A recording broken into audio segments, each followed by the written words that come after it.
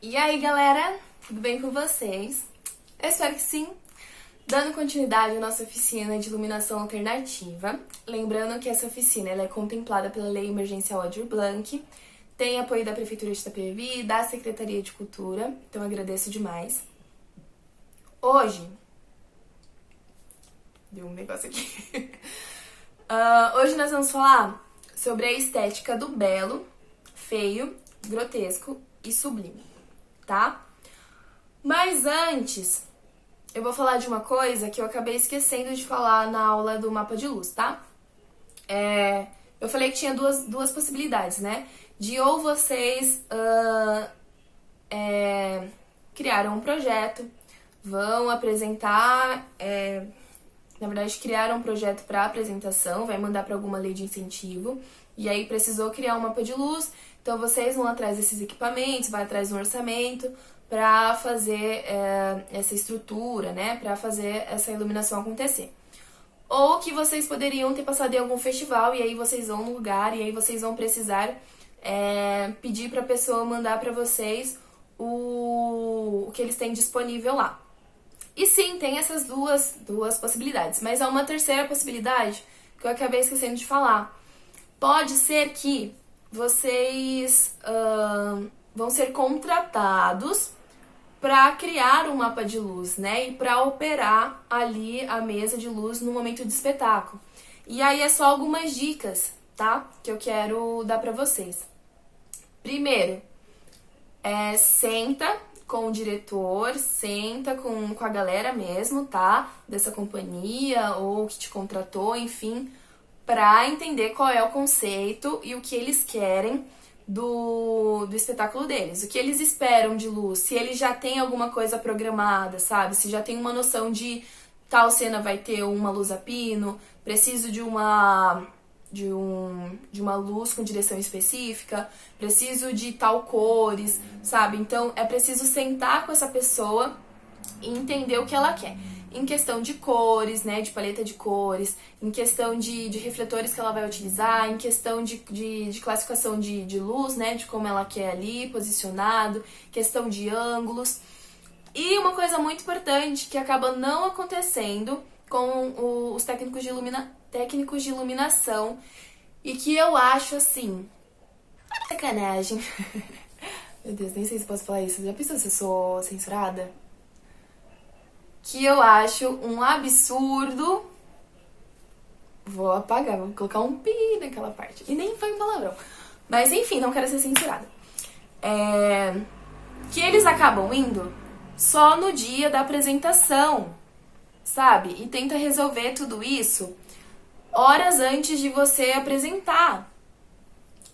E pode ser que os técnicos de iluminação falem, a gente não tem tempo pra isso. Mas vocês recebem por hora, né? Então tem como marcar pra ir nos ensaios antes. Porque eu estou falando agora como diretora. Porque dá muito errado se você deixa pra fazer de última hora, no dia. Porque no dia, você como diretor, você já tem que resolver várias coisas, sabe?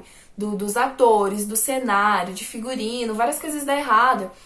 E aí decidir um monte de coisa de iluminação é complicado. Então assim,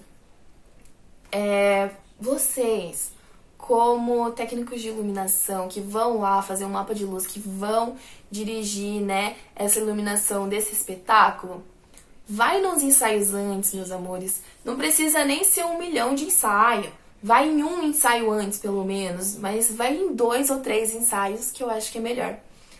Pra entender o espetáculo, sabe? Pra entender o que eles querem, sobre o que eles falam, pra entender qual é o pensamento desse diretor com relação à luz. E às vezes você pode contribuir também artisticamente, né? De não só receber ordem, mas de ir lá também falar, acho que em tal parte eu poderia colocar essa luz. Tenta se envolver um pouco mais com esse espetáculo que vocês vão dirigir, tá? Só uma dica se há a possibilidade e se vocês forem receber por hora, né? Também não adianta eu falar, vai pelo menos em 3. E aí gasta a condução em 3 dias, nem vai receber nada em troca. Mas se há a possibilidade, se há um remuneramento, vai participar antes, não vai só no dia não. vai antes, porque senão sempre dá errado, gente. Sempre dá errado coisa de luz. E eu fico tão frustrada quando dá errado coisa de luz. Porque o público precisa da luz pra enxergar. E se dá alguma coisa errada, mesmo que o público não perceba, mas muda totalmente. Sabe que você planejou todos esses meses de ensaio. Então vai antes. E você como diretor, eu não quero fazer, não quero manusear ali a mesa de luz. Contrato profissional, pelo menos uns 3 dias antes, para ele acompanhar esse processo, tá? Então, assim, só uma dica, tá? Só uma dica para vocês serem ótimos profissionais e fazerem o trabalho com excelência, né? Sabendo mesmo que o que vai rolar, como vai rolar e não ter nenhum outro problema no meio desse espetáculo. Geralmente, grandes companhias, eles já têm ali o técnico de iluminação, que ele acompanha todos os ensaios, tá? Ou pelo menos grande parte dos ensaios. Então, tem o acompanhamento. Então, se vocês forem contratados, falem que é importante ter esse acompanhamento também, de pelo menos 2 ensaios antes da apresentação, 3 ensaios para vocês terem uma noção de como vai ser, tá bom? Agora vamos pro tema de hoje. Nós vamos falar sobre, então, a estética do belo, feio, grotesco e sublime. Esse vídeo era pra sair em sequência do vídeo da semiótica, mas como eu falei, o vídeo anterior, ele acabou tendo um probleminha com a questão de foco, eu tive que gravar ele de novo. Então, mas ainda segue esse mesma ideia da semiótica, né? Por quê? Ok, eu já sei quais são os tipos de refletores, já sei como classificar a luz, já sei como criar o meu mapa de luz, mas eu preciso saber qual é o meu conceito, eu preciso saber por que eu estou fazendo, como eu quero me comunicar esteticamente, como eu quero levar essa mensagem para o público. E aí, por isso que eu vou falar sobre algumas estéticas. Então, eu já falei sobre a semiótica, tá? Que não é uma estética, né? Vocês viram lá. É a ciência que estuda os signos, né? Então, as formas do homem se comunicar. Mas eu vou falar sobre a estética do belo, feio, grotesco e sublime. E vou falar sobre o expressionismo alemão. Provavelmente, esse vídeo ele fique muito longo. Então, talvez eu divida em 2 partes, ok? Mas só se eu ver que tá ficando muito longo. Se não, vai ser um vídeo grandão mesmo, porque tem bastante coisa pra falar sobre. E aí, no próximo vídeo, eu vou falar sobre o expressionismo alemão. E depois desse vídeo do expressionismo alemão, eu vou focar mais nas partes da confecção, tá? Então, alguns dias vão ser só confecção. Pode ser que em um momento ou outro eu volte pra teoria, né? Caso eu lembre de alguma coisa que, faltou, vou falar sobre, aí eu volto pra teoria. Mas os próximos vão ser mais de confecção dos iluminadores alternativos. Ok? Então vamos lá.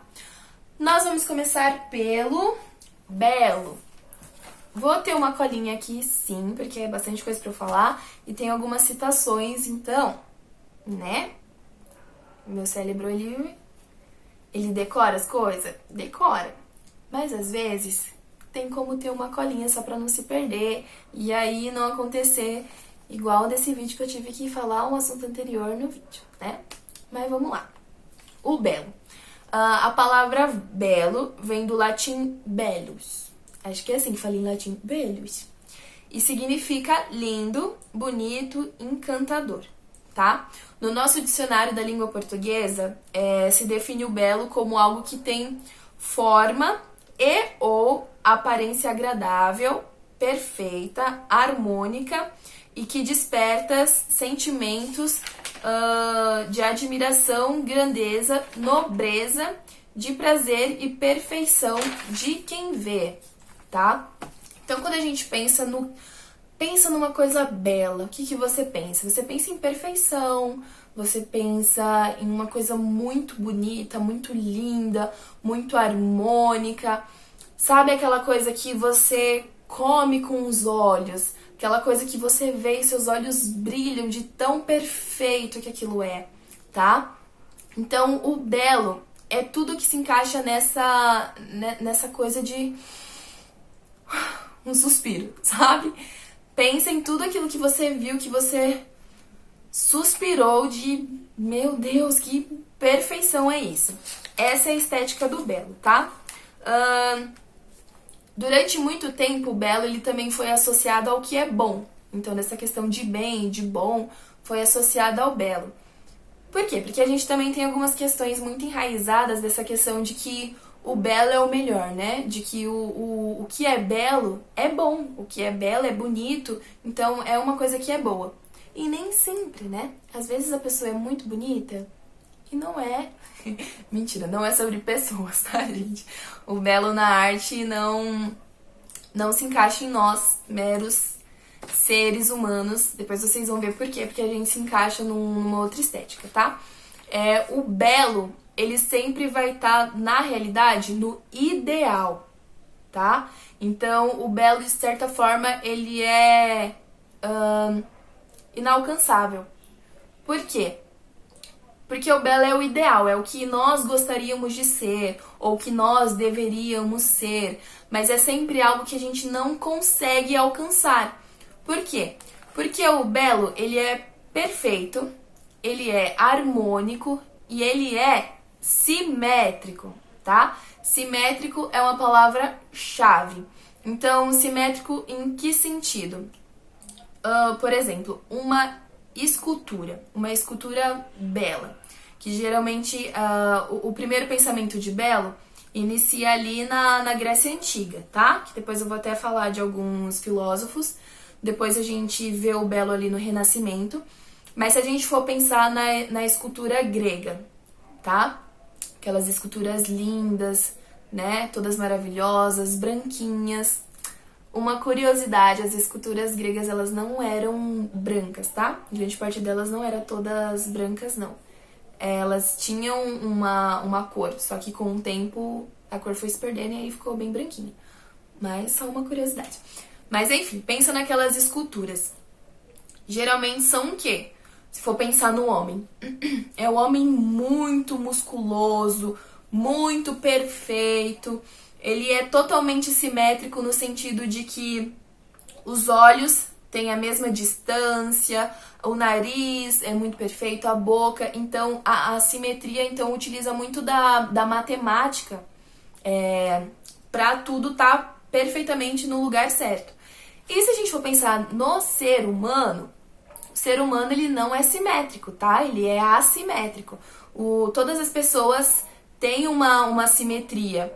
Um lado do seu corpo, ele é diferente do outro, tá? Então a gente não se encaixa no belo, a gente se encaixa numa outra estética que eu vou falar depois. Então assim, sabe aquele seu olho que fica um menor e um maior na foto? Normal, amiga. Acontece, tá? Porque nós não somos seres perfeitos, nós somos seres assimétricos, tá? Então, por isso que eu digo que a gente não se encaixa no belo. Porque a simetria tem que ser assim, impecável. Se não tem uma simetria impecável, se não tem essa questão matemática mesmo de ângulos e tudo mais para criar essa escultura, essa pintura, essa imagem, não se encaixa no belo, tá? Deixa eu ver aqui. E aí eu tenho alguns conceitos de acordo com alguns filósofos, tá? Que aí eu vou lendo um pouco aqui para vocês verem.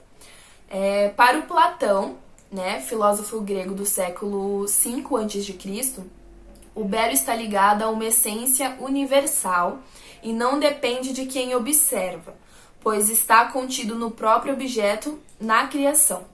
Ele acreditava também que tudo que existe no mundo sensível é apenas uma cópia do que está no mundo inteligível. É isso.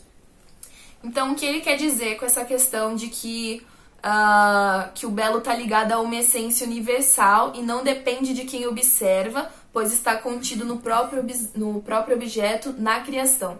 Então, é uma questão de que, sabe aquela coisa, entra na mesma questão de cultura.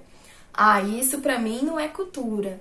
Isso pra mim não é belo. Não existe isso. O belo, ele já tá contido na coisa em si, no objeto, na criação. Aquilo é belo. Independente se você acha belo ou não, continua sendo belo, tá? Então, não tenha, de acordo com Platão, não tem a ver com quem observa. Então, não é uma coisa de isso é belo pra mim, isso não é belo. Isso é belo, isso não é belo. O belo, ele é belo. Ele é, tá? Ele não pode vir a ser. Ele é e já era. E aí tem essa questão de que eu falei que é o ideal, né? É aquilo que a gente quer ser, mas que a gente não consegue alcançar. Que ele até fala aqui. Que ele acreditava também que tudo que existe no mundo sensível, então no nosso mundo, é apenas uma cópia do que está no mundo inteligível. Então, é uma cópia assimétrica do que poderia ser a perfeição. Então, a gente ainda poderia ser, né? Poderia chegar, mas a gente não é. No nosso mundo, não há essa possibilidade de ser o belo. E aí tem o Sócrates também, tá? Que em 470 a.C., ele acreditava que o belo era uma concordância observada pelos olhos e ouvidos. Ou seja, o belo é permissível através dos sentidos sensoriais. Então, ele acreditava que o belo estava mais ligado aos sentidos, tá? Então, sabe aquilo que eu falei do suspiro? De olhar e... Uou! De sentir arrepiar, viu aquele negócio perfeito e você arrepiou. Então, é nesse sentido, tá? Que tá mais ligado aos nossos sentidos do que como eu posso dizer? Não tá ligado tanto, ele acreditava que não estava ligado tanto ao objeto. Então, por exemplo, o belo não estava ligado ali à estátua que eu estou vendo. Tá ligado a como aquela estátua chega em mim, como eu suspiro quando eu vejo aquilo, como aquilo entra em contato direto com os meus sentidos sensoriais. Ok? E aí a gente tem o último aqui, que é do Aristóteles, né? E para ele, uma obra só poderia ser considerada bela se fosse capaz de promover a catarse em seus admiradores. Então, quem é do teatro sabe o que é a catarse, né? Que a catarse para os gregos era um momento de purificação, de purgação de quem assistia, por exemplo, a uma tragédia grega. Só que no caso, a catarse para o Aristóteles poderia acontecer de outras formas também. Então, é possível acontecer uma catarse vendo uma escultura, vendo uma pintura, assistindo uma tragédia. Então, a catarse para ele tem esse sentido. De que eu fui ali a assistir aquele espetáculo, aquela tragédia, aconteceu tantas coisas, eu me envolvi emocionalmente com aquilo, eu me vi ali como aquele personagem, ou eu consegui entender psicologicamente, emocionalmente aquele personagem, e aí a partir do que ele vive naquela trama, eu me purifico, eu purifico a minha alma, eu purifico pensamentos impróprios que eu tive, ou emoções ruins, eu me purifico, eu saio daquele lugar limpo, livre de coisas ruins, sabe? Fiz uma purificação ali da alma. E ele acreditava que quando via outras partes outras linguagens artísticas, isso também acontecia, tá? Não era só nas tragédias. Lembrando que a catarse para os gregos só aconteciam nas tragédias, tá? Nas comédias isso já não acontecia porque eles tinham a comédia como uma linguagem teatral inferior. A tragédia era, uou, a tragédia, atores trágicos, uou.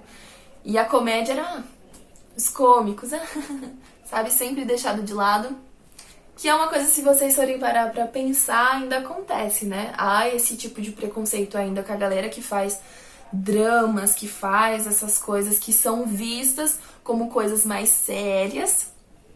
E com a galera que vai mais pro lado cômico, que gosta mais dessa coisa do jogo, né? Da brincadeira, de divertir.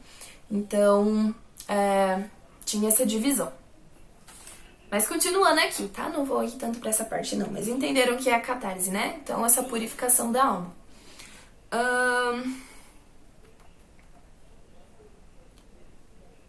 Era só isso mesmo que ele tinha que ele falava. Mas o belo, ele faz parte desse equilíbrio, tá? Ele precisa ter um equilíbrio não só um equilíbrio simétrico, né, mas um equilíbrio de cores. Depois que eu falar tudo isso, eu vou mostrar pra vocês alguns exemplos, tá? E aí vocês vão ver que tem equilíbrio de cor, tem esse equilíbrio simétrico, tem uma harmonia em tudo aquilo que está acontecendo e tem muita proporcionalidade. Então a proporção sempre tá bem perfeitinha ali. Uma coisa muito legal de falar sobre os quadros, por exemplo, né? Como eu falei, esse conceito de belo surgiu ali na Grécia, mas depois ele volta ali bem forte no Renascimento. Se vocês forem analisar alguns quadros, tá? Vocês vão perceber que existe um triângulo. O que é esse triângulo? É porque nessa questão da simetria, o objeto principal da pintura tá centralizada e tudo à sua volta tá em sua direção. Então esse triângulo ali no meio vai estar essa pessoa, tá? Que é o centro da obra. E em volta você vai ver que tudo ali tá em volta, tá? Ou aquelas pessoas do quadro estão olhando para aquela pessoa. Tudo naquele quadro tá ali, ó. Sabe? Para aquela direção. Eu vou mostrar a fotinho que vocês vão entender melhor. Mas existe essa questão do triângulo, tá? Que é uma forma de trabalhar essa simetria. Como eu falei, foi revisitado ali, né? Trabalha com a matemática, com as cores, enfim. E o belo é algo que a razão não poderia compreender. É o símbolo do ideal trazido para o real. Então, como eu disse, o belo é inalcançável, né? É o ideal. E o ideal nunca é o real, né? E aí, pensando nas outras estéticas, a estética do belo, ela sempre vai ter essa questão mesmo de observar, de ver, de suspirar, de achar aquilo perfeito, de achar aquilo lindo.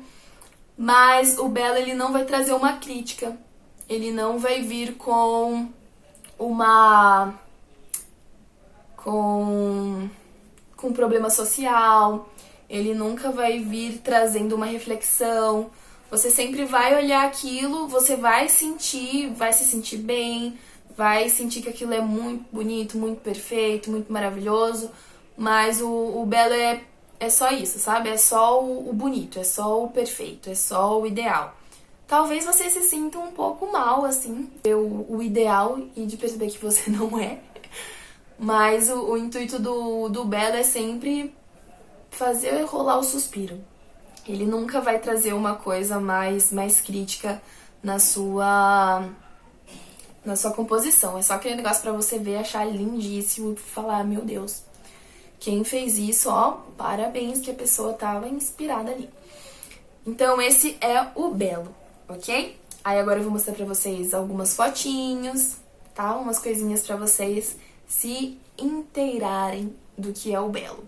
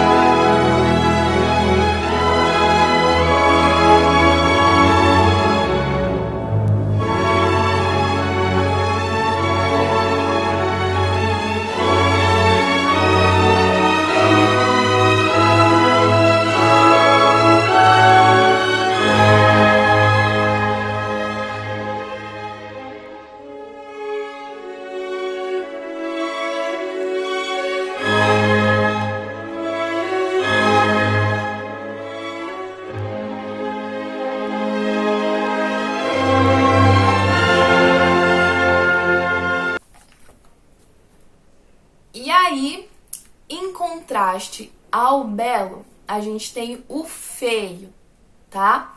E aí o feio, a gente se encaixa. Mas quando a gente pensa no feio, a gente pensa o quê? Em algo estranho, em algo nojento, em algo que é imperfeito, em algo que não é simétrico, em algo que é desorganizado, em algo que é um caos, que é... deixa eu ver uma outra palavra aqui. Que é fora do padrão, que é... A gente pensa no que é uma coisa que talvez traga um medo, né? Traga uma insegurança. Então, o feio, ele vai pro contrário do belo. E no feio a gente se encaixa por quê? Porque o feio, a estética do feio, ele sempre vai trazer uma crítica social, tá? Sempre vai trazer problemas nossos, problemas humanos para a obra. Então, assim, o feio, ele sempre vai trabalhar com algum problema social, vai trazer uma crítica, vai mostrar para nós tudo aquilo que a gente fecha o olho e quer só olhar o belo, sabe? Então, o feio, ele vem com isso de, é isso aqui, é o que tá acontecendo. Nós somos assim, nós não somos simétricos, nós somos assimétricos, nós precisamos melhorar isso, nós precisamos entender também que a perfeição não é algo... Na verdade, que a imperfeição, né, não é algo ruim, é o que a gente tem que se aceitar, só que a gente tem que entender os nossos problemas cotidianos e resolver esses problemas, tá? Então, o feio, ele vai questionar muitos valores. Ele vai questionar essa questão do... a gente tem que estar num padrão, a gente tem que ser perfeito, as coisas precisam ser desse jeito, a gente tem que fechar o olho para aquilo que é feio e que precisa ser resolvido, a gente tem que ir atrás sempre da perfeição, do belo, a gente tem que seguir esse padrão do belo. Então, ele sempre vai questionar esses valores, ok? E é o que está mais próximo de nós, porque a gente é isso, né? A gente tem medos, a gente tem inseguranças, a gente tem problemas sociais, a gente tem preconceitos, né? E a gente precisa trabalhar isso. Então, o feio, ele vai trazer a realidade. O feio, ele também vai trabalhar com essa questão da natureza morta, tá? Por quê? Porque a natureza morta, ela encaixa conosco também nessa questão da mortalidade, né? O feio, ele sempre vai deixar ali claro que nós somos mortais. Que um dia a gente vai envelhecer e um dia a gente vai morrer.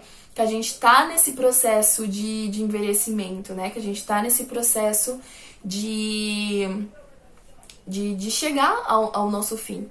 Então, também vai trabalhar com essas questões de envelhecimento, de morte, da natureza morta, a natureza se decompondo.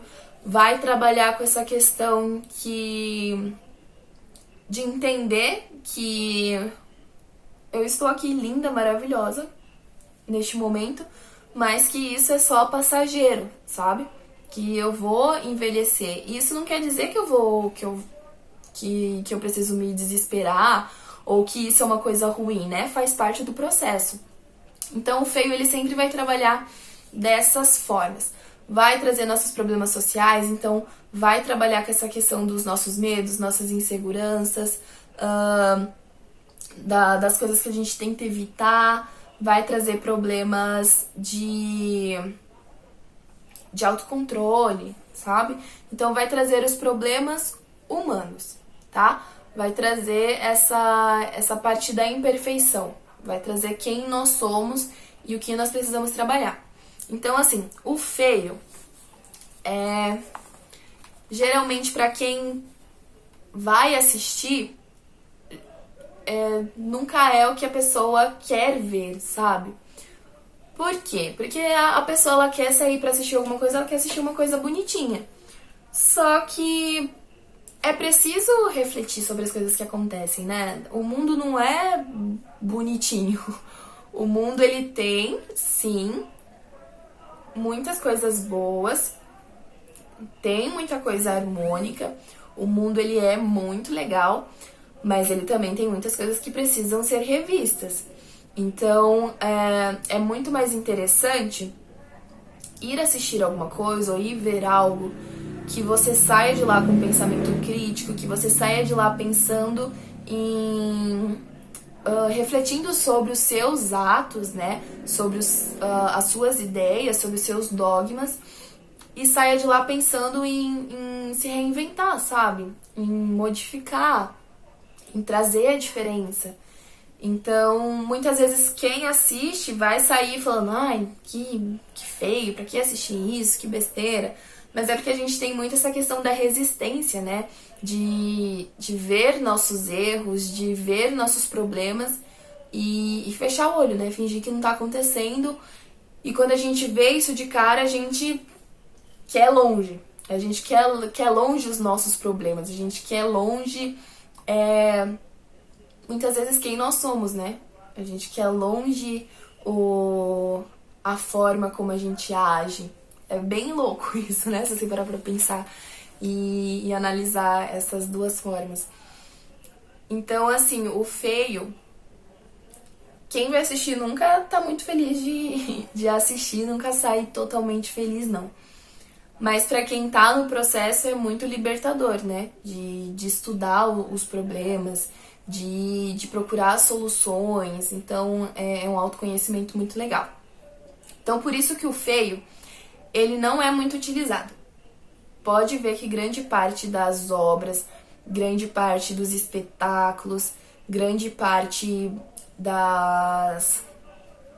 dos espetáculos de dança, grande parte das músicas, né? Elas tentam trazer uma coisa mais bonitinha, tentam trazer uma coisa mais harmônica, mais gostosinho, sabe? Então o feio, ele é um pouco deixado de lado.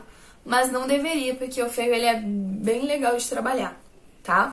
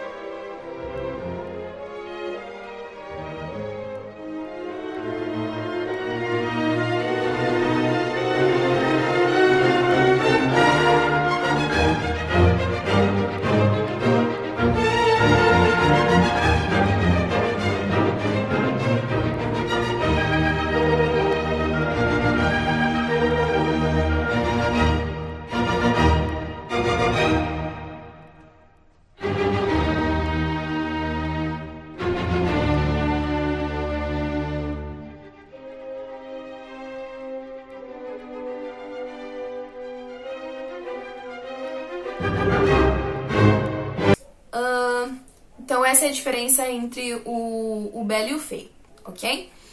O vídeo ficou bem grande, gente, que eu estou vendo aqui os numerozinhos. Então no próximo eu falo sobre o sublime e o grotesco, ok? Mas o que eu quero que vocês façam e pensem. Ah, ela falou do belo, ela falou do feio, ok, entendi. Só que o intuito não é só vocês compreenderem a estética, né? É vocês pensarem como eu utilizo essa estética na minha iluminação. Então eu quero que vocês pensem mesmo sobre isso. Como eu posso fazer uma iluminação bela? Como eu posso fazer uma iluminação bela? Eu já tenho mais ou menos uma noção de que para eu fazer uma iluminação bela, eu tenho que fugir o máximo possível de cores que são cores que tragam um peso, né? Cores que também vão ser muito chapadas. Igual eu não vou colocar um vermelho fortíssimo no conceito belo. Eu vou colocar um azul fortíssimo. Geralmente, quando a gente vai pensar numa iluminação bela, a gente tenta chegar numa iluminação mais realista, ou então uma iluminação o mais harmônico possível. Então vai ter muita mistura de cor, vai ter muita mistura de cores mesmo, com o branco quente ou o branco frio. Eu preciso pensar nessa harmonia das minhas cores, tá? E aí eu gostaria que vocês pensassem em como criar uma iluminação bela. Como eu posso criar essa iluminação bela? Como ela pode ser, ok? E a mesma coisa na iluminação feia, tá? Pensando no feio. Como eu posso criar essa iluminação pensando no feio? E aí eu posso trazer questão de representação, né? É representação, gente? Calma aí, deixa eu... Lembra que eu falei do informativa? Representativa. Então eu posso pensar nessa questão de uma luz representativa. Porque eu posso, por exemplo, falar sobre... o espetáculo vai ser sobre drogas. E eu quero falar sobre as drogas em casas de show, em baladas, enfim. Então eu posso trazer essa questão da iluminação representativa, né? Então eu posso pensar em criar esse ambiente. Ou não, eu posso... eu quero falar sobre... Vamos pensar num problema social. Eu quero falar sobre a pobreza. E que cor eu posso representar essa pobreza? Como eu posso representar pensando em cor, na minha iluminação, pensando em como posicionar os meus refletores, pensando nessa pobreza. Então eu quero que vocês pensem, tá? Pensem de verdade sobre não só em entender a estética, mas pensar em como utilizar a estética, tá? Pensar na parte prática, ok? É isso. No próximo vídeo, então, eu falo sobre o sublime e o grotesco, pra não ficar um vídeo tão grande, porque ele já tá bem grandinho, tá? E ainda com as fotinhas e tudo mais, provavelmente ficou enorme. Então, no próximo eu vou falar sobre o sublime e o grotesco, tá? Curtam o vídeo, compartilhem, mandem aí pros amiguinhos de vocês, coloca lá no feed, se inscrevam no canal, tá? Que é muito importante. E é isso. Espero que vocês tenham gostado. Qualquer dúvida, só me chamar, tá? Ou comentar aqui embaixo. Tchau, tchau!